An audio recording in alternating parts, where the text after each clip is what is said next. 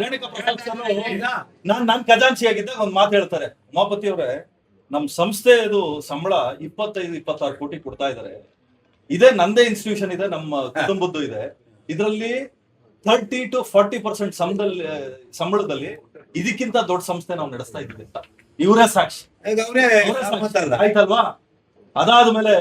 ಅದಾದ್ಮೇಲೆ ನೀವ್ ಹೇಳಿದ್ರಣ್ಣ, ನಾನ್ ಖಜಾಂಚಿಯಾಗಿದ್ದಾಗ ಒಬ್ಬ ಟೀಚರ್ ಏನು ಲೆಕ್ಚರರ್ ಅಲ್ವಾ ಸರ್, ಒಬ್ಬ ಲೆಕ್ಚರರ್, ಅವ್ರ ಹೆಸರು ಬಡಾಯಿ, ಆತ ನಮ್ದೇ ಸಂಸ್ಥೆಯಲ್ಲಿ 7 ಅಟೆಂಪ್ಟ್ ಅಲ್ಲಿ ಫೇಲ್ ಆಗ್ತಾನೆ. 8ನೇ ಅಟೆಂಪ್ಟ್ ಗೆ ಕ್ಲಿಯರ್ ಮಾಡ್ಕೊಡ್ತಾನೆ. ಆತನ ಹತ್ರ ದುಡ್ಡು ತಗೊಂಡು 25 ಲಕ್ಷ ದುಡ್ಡು ತಗೊಂಡು ಅವತ್ತಿನ ಏನು ಕಾಲೇಜ್ ಚೇರ್ಮನ್ ಅವನಿಗೆ ಕೆಲಸ ಕೊಡ್ತಾರೆ.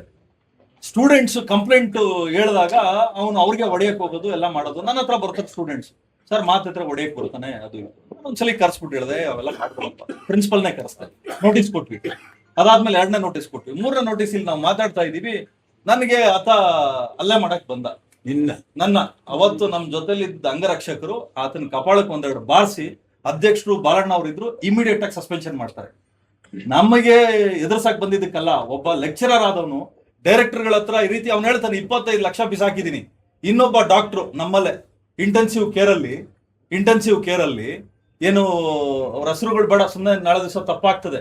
ಆತ ಏನು ಕೆಲಸ ಮಾಡ್ತಾ ಇರ್ತಾನೆ, ಮಾರ್ಟಾಲಿಟಿ ಆಗ್ತದೆ, ತೀರ್ಕೊಂಡ್ಬಿಡ್ತಾನೆ ಪೇಷಂಟ್ ಕಡೆಯವರು ಗಲಾಟೆ ಮಾಡಿದಾಗ ಅವಾಗ ಹೇಳ್ತಾರೆ, ಈ ದುಡ್ಡು ಕೊಟ್ಬಿಟ್ಟು ಬಂದಿದ್ದೀನಿ, ನಿನ್ನ ಹತ್ರ ನಾನು ಹೇಳೋದು, ಡೈರೆಕ್ಟರ್ ಹತ್ರ ಮಾತಾಡ್ತೀನಿ. ಕೊನೆಗೆ ನಾನು ಅವ್ರದ್ದು ಮೀಟಿಂಗ್ ಅಲ್ಲಿ ಪ್ರಸ್ತಾಪ ಮಾಡ್ತೀನಿ, ಆತನ ಸಸ್ಪೆಂಡ್ ಮಾಡಬೇಕು ಅಂತ ಹೇಳಿ. ಕಮಿಟಿ ರಚನೆ ಆಗ್ತದೆ. ಕೋನಪ್ಪ ರೆಡ್ಡಿ ಅವ್ರ ಸಮ್ಮುಖದಲ್ಲಿ ಸಮಿತಿ ಮಾಡಿ ಅವರು ಅದನ್ನ ವಿವರಣೆ ಕೊಡಬೇಕು, ಅವರು ಅದರದ್ದು ಇನ್ವೆಸ್ಟಿಗೇಟ್ ಮಾಡಿ ಕೊಡಬೇಕು ಅಂತ ಆಗ್ತದೆ. ಕೊನೆಗೆ ಅದು ಟೇಕ್ ಆಫೇ ಆಗಲ್ಲ. ಅದಾಯ್ತಣ್ಣ, ಒಂದು ಪ್ರೆಸೆಂಟ್ MLA ಸೊಸೆ ತಂಗಿನ ನಾನು ಟ್ರೆಷರರ್ ಆಗಿದ್ದಾಗ 3 ವರ್ಷಗಳ ಕಾಲ ಆಕೆ ಕೆಲಸಕ್ಕೆ ಬಂದಿರಲ್ಲ. ಅವಾಗ ನಾನು ಆಕೆನ ಟರ್ಮಿನೇಟ್ ಮಾಡಿಸ್ತೀನಿ. ನೀವ್ ಹೇಳಿದ್ರಲ್ಲ, ಆ ಕೆಲಸ ಎಲ್ಲ ನಾನು ಮಾಡಿದ್ದೀನಿ. ನಾನು ಆತ್ಮಸಾಕ್ಷಿಯಿಂದ ಹೇಳ್ತಾ ಇದ್ದೀನಿ, ದಾಖಲೆ ಸಮೇತ ನೀವ್ ಹೇಳಿದ್ದನ್ನೆಲ್ಲ ನಾನು ಮಾಡಿದ್ದೀನಿ. ನನಗಿಂತ ಹೆಚ್ಚಿನ ರೀತಿ ಕೆಲಸ ಮಾಡೋ ನೀವು ಶಕ್ತಿ ಇದ್ರು ಕೂಡ ನಿಮ್ ಕೈನ ಅದನ್ನ ಹೇಳ್ತಾರ ಗೊತ್ತಾ, ಮೋಡಿ ವಿದ್ಯೆ ಮಾಡಿ ದೇವ್ರನ್ನ ಕಟ್ಟಾಕ್ಬಿಡ್ತಾರಂತೆ ಅಂತ. ನಿಮ್ಮನ್ನ ಯಾವ ವಿದ್ಯೆ ಕಲ್ತು ಯಾವ ರೂಪದಲ್ಲಿ ನಿಮ್ಮನ್ನ ಕಟ್ಟಾಕೋರೆ ಗೊತ್ತಿಲ್ಲ. ಅದ್ ಏನ್ ತಡೆ ಓಡಿಸ್ಬಿಟ್ಟು ಗೊತ್ತಿಲ್ಲ, ಹೇಳ್ರಿ, ತಡೆ ಓಡಿಸ್ಬಿಟ್ಟು ಗೊತ್ತಿಲ್ಲ.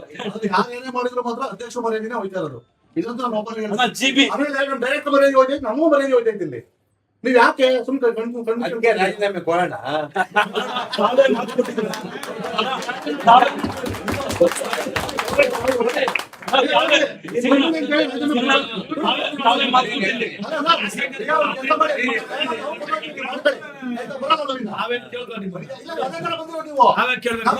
ನೀವು ನಮಗ್ ದಾರಿ ತೋರಿಸ್ಬೇಕಣ್ಣ, ಒಳ್ಳೆ ದಾರಿ ತೋರಿಸ್ಬೇಕಣ್ಣ.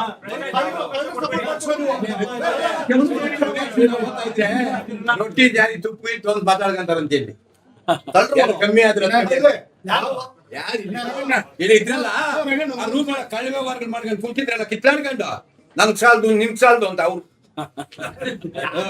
ಆಚೆ ಆದ ನನ್ನ ದೇವರನ್ನೇ. ನಾನು 6 ತಿಂಗಳು ಬಿಡ್ತೀನಿ ಅನ್ಬಿಟ್ಟು ನಾನು ಇವತ್ತೆಲ್ಲ 35 ಜನ ಕುಂಚಿ ನಾನು ಮಾಡಿದ್ನಲ್ಲ, ಏನ್ ಕೊಟ್ಟೆ? ಇವರಿಂದ ಅವಿಶ್ವಾಸ ತಂದಿದ್ರು. ಅವತ್ತೇನ್ ಮಾಡಿದ್ರಿ? ಅದಕ್ಕೆ ಸುರೇಶ್ ರಾಜೀನಾಮೆ ಕೊಟ್ಟ. ನಾನು ಹೋಗಿ ನಾನು ರಾಜೀನಾಮೆ ಏನು ಇದು ನೋಡ, ಇದು ನಮ್ ಜನಾಂಗಕ್ಕೆ ಮಾಡೋದು, ನಮ್ಮ ಪೀಳಿಗೆಗೆ ಮಾಡೋದು, ನಮ್ಮ ಮೊಮ್ಮಕ್ಕಳಿಗೆ ಮಾಡೋದು ದ್ರೋಹ, ಇದು ಅಪಚಾರ.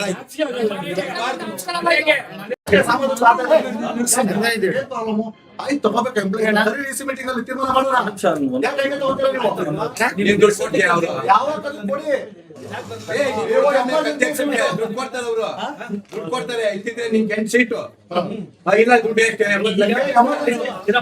12 ವರ್ಷ ಸೇರಪ್ಪ, ನೀವ್ ಹೇಳ್ತೀರಾ 18 ಜನ ಕಂಪ್ಯೂಟರ್ ಆಪರೇಟರ್ ಅಂತ. ನಾವೇನ್ ಮಾಡಿದ್ವಿ, ಆಯ್ತು 15 ಜನ ನಾವು 42 EC-ನಲ್ಲಿ ಇದೆ, ನಾನ್ ನೋಡಿರೋ ಪ್ರಕಾರ. ಆಯ್ತು 42 ಜನ ಅಂದ್ರೆ 35 ಜನ ಡೈರೆಕ್ಟರ್ ಫೋನ್ ಮಾಡ್ಸಿದ್ವಿ, ಕೊಟ್ಟಿಲ್ಲ, ಎಲ್ಲ ಬರ್ರಿ ತಗೊಂಡಿಲ್ಲ, ಎಲ್ಲ ಒಂದೊಂದು ಕೊಡ್ರಿ. ತಗೊಂಡಿಲ್ಲ, ಅದನ್ನೇನ್ ಮಾಡಿದ್ರಿ? ನಮ್ಮ ಅಭ್ಯರ್ಥಿ ಏನ್ ಮಾಡಿದ್ರಿ? ನಮ್ಮ ಅಭ್ಯರ್ಥಿ ಮಾಡ್ಕೊಂಡ್ಬಿಡೋದು. ಆಗ್ಬೇಕಾದ್ರೆ ಕ್ಯಾಡರ್ ಅಂಡ್ ರಿಕ್ರೂಟ್ಮೆಂಟ್ ರೂಲ್ಸ್ ನಮ್ಮ ಈಗ ಸಂಘದ ಮುಂದೆ ಏನಿದೆ, ಯಾರು ಅದರ ಅದೇನೋ ಪ್ರಕಾರ ಕರೀಲಿಲ್ಲ ಎಷ್ಟು ನಮ್ಮನ್ನ. ಪೋಸ್ಟ್ ಇದೆ, ನಮ್ಮನ್ನ ಪೋಸ್ಟ್ recruit ವೇಕೆನ್ಸಿ ಇದೆ, ಆ ವೇಕೆನ್ಸಿ ಎಲ್ಲ ಬಗ್ಗೆ ಚರ್ಚೆ ಆಗಿ ಈ ಸೀನಲ್ಲಿ ಪೇಪರ್ ಅಲ್ಲಿ ಕನ್ನಡ ಇಂಗ್ಲಿಷ್ ಜಾಹೀರಾತು ಕೊಟ್ಟು ವ್ಯಾಪಾರಗಳು ಮಾಡಿ,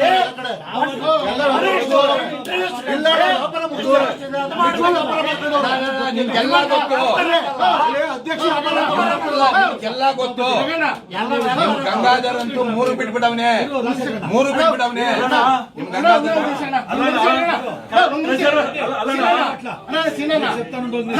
ನಿಮ್ಗೆ ತುಂಬಾ ಗೌರವ ಇದೆ ಅಣ್ಣ ಆಯ್ತಣ್ಣ. ಅಣ್ಣ ಈಗ ಒಂದ್ ನಿಮಿಷ ನಿಮ್ ಪಾಯಿಂಟ್ ಯಾಕೆ ಕೊಡ್ಬೇಕು? ಎಲ್ಲ MLA ಗಳು ಕೊಡ್ರಿ. ಎಲ್ಲ MLA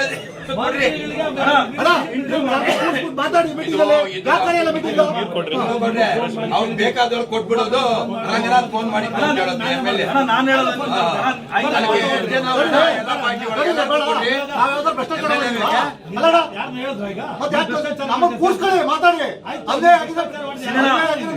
ಗೌರವ ಬೇರೆ ಇದೆ ಸಿನಣ್ಣ. ನೀವು ಕೆಲವೊಬ್ಬರಿಗೋಸ್ಕರ ನೀವು ಗೌರವ ಕಳ್ಕೊಂಡ್ಬಿಡಿ ಸಿನಣ್ಣ. ನೀವು ಒಂದು ವಿದ್ಯಾಸಂಸ್ಥೆ ನಡೆಸ್ತೀರಿ ಅಣ್ಣ. ಈಗ ಒಂದ್ ನಿಮಿಷ ಅಣ್ಣ, ನೀವೊಂದು ವಿದ್ಯಾಸಂಸ್ಥೆ ನಡೆಸ್ತೀರಿ, ರೇಣುಕಾ ಪ್ರಸಾದ್ ಸರ್ ನಡೆಸ್ತಾರೆ, ಪುಟ್ಟಸ್ವಾಮಿ ಅವರು ನಡೆಸ್ತಾರೆ. ನಮ್ಮಲ್ಲಿ 10 ಜನ ಡೈರೆಕ್ಟರ್ ವಿದ್ಯಾಸಂಸ್ಥೆ ನಡೆಸ್ತಾರೆ.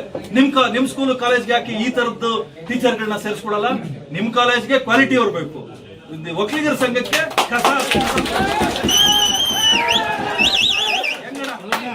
ಅಣ್ಣ ಸಿನಣ್ಣ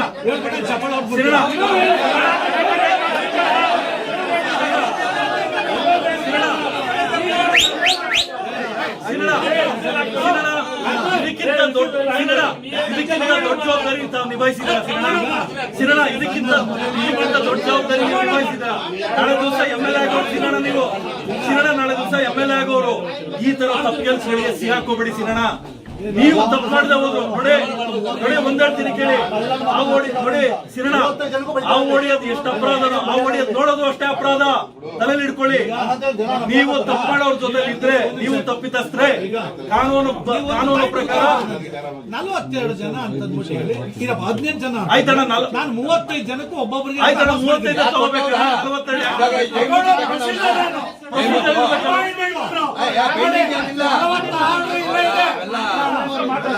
46 ಇಲ್ಲೇ ಇದೆ, 46 ಇಲ್ಲೇ ಇದೆ.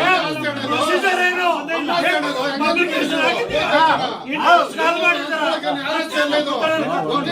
ಹೆಂಗ್ ಹಂಚ್ಕೊಳ್ತೀವಿ 35 ಜನ ನೀವು?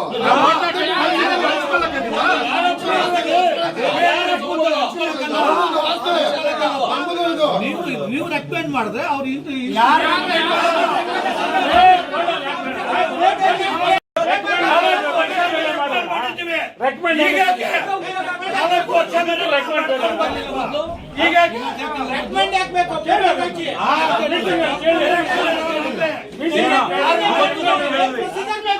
ಒಂದ್ ನಿಮಿಷ ನೋಡಿ ಅಣ್ಣ, ಮೀಟಿಂಗ್ ಅಲ್ಲಿ ಅವತ್ತು ನೇರವಾಗಿ ಹೇಳಿದೆ ಏನಂತ, ಕಾಂಟ್ರಾಕ್ಟ್ ಬೇಸಿಸ್ ಅಲ್ಲಿ ತಗೊಳ್ಳಿ, ಪರ್ಮನೆಂಟ್ ಮಾಡ್ಕೋಬೇಡಿ. ಅದನ್ನ ನೇರವಾಗಿ ಅಣ್ಣ ನಾನು ಅವತ್ತು ಅದನ್ನ ಪಾಯಿಂಟ್ ಮಾಡಿ ಹೇಳಿದೆ. ನೀವು ಅದನ್ನ ಒಪ್ಕೊಂಡ್ರೆ ಕಾಂಟ್ರಾಕ್ಟ್ ಬೇಸಿಸ್ ಅಲ್ಲಿ ತಗೊಳ್ಳೋಣ ಅಂತ. ಕಂಪ್ಯೂಟರ್ ಆಪರೇಟರ್ ಏನಾಯ್ತು? ಅಲ್ಲ ಒಂದ್ ನಿಮಿಷ, ಕಂಪ್ಯೂಟರ್ ಆಪರೇಟರ್ ಏನ್ ಮಾಡ್ತೀರಣ್ಣ?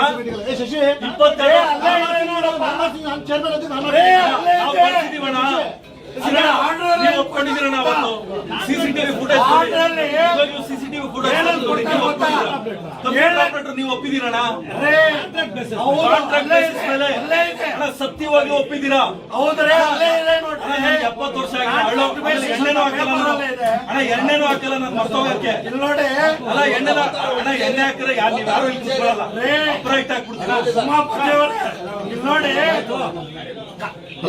ಕಳೆದವರು ಶ್ರೀಯುತರು 2 ವರ್ಷಗಳ ಪರೀಕ್ಷಾತ ಅವಧಿಯನ್ನು ತೃಪ್ತಿಕರವಾಗಿ ಪೂರ್ಣಗೊಳಿಸಿದ ನಂತರ ವಿದ್ಯಾಲಯದ ಮುಖ್ಯಸ್ಥರು ನೀಡುವ ಗೋಪ್ಯ ವರದಿ ಮೇರೆಗೆ ಸಂಘವು ನಿಗದಿಪಡಿಸಿರುವ ವೇತನ ಶ್ರೇಣಿಗೆ ಅರ್ಹರಾಗಿರ್ತಾರೆ, ಕಾಯಂಗೊಳಿಸಲಾಗುತ್ತದೆ. ಅಂದ್ರೆ ಇದು ಕಳೆದಾರಿ ಟೆಂಪರವರಿಗೆ ಪ್ರೊಬೇಷನರಿ ಪೀರಿಯಡ್ ಬರೋದಿಲ್ಲ, ಕಾಯಂ ಪ್ರಶ್ನೆ ಬರೋದಿಲ್ಲ, ಅವು ತಾತ್ಕಾಲಿಕ. ಯಾವುದಕ್ಕೆ ಪರ್ಮನೆಂಟ್ ಮಾತ್ರ ಈ ಪ್ರಶ್ನೆ ಬರೋದು. ಅಡ್ಡದಾರಿಗಳಲ್ಲಿ ಕಳ್ಳದಾರಿಗಳಲ್ಲಿ ಸೇರ್ಪಡೆ ಮಾಡ್ತಕ್ಕಂಥ ವಿಧಾನ ಇದು.